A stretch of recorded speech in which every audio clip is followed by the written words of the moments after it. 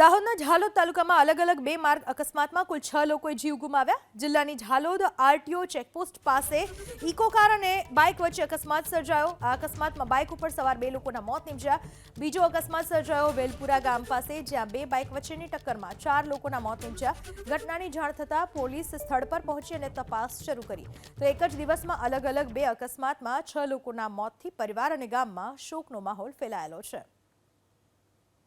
દાહોદના ઝાલોદ તાલુકામાં અલગ-અલગ બે માર્ગ અકસ્માતમાં કુલ 6 લોકોએ જીવ ગુમાવ્યા। જિલ્લાની ઝાલોદ આરટીઓ ચેકપોસ્ટ પાસે ઇકો કાર અને બાઇક વચ્ચે અકસ્માત સર્જાયો। આ અકસ્માતમાં બાઇક ઉપર સવાર 2 લોકોના મોત નીપજ્યા। બીજો અકસ્માત સર્જાયો વેલપુરા ગામ પાસે, જ્યાં બે બાઇક વચ્ચેની ટક્કરમાં 4 લોકોના મોત નીપજ્યા। ઘટનાની જાણ થતાં પોલીસ સ્થળ પર પહોંચી અને તપાસ શરૂ કરી। તો એક જ દિવસમાં અલગ-અલગ બે અકસ્માતમાં 6 લોકોના મોતથી પરિવાર અને ગામમાં શોકનો માહોલ ફેલાયેલો છે।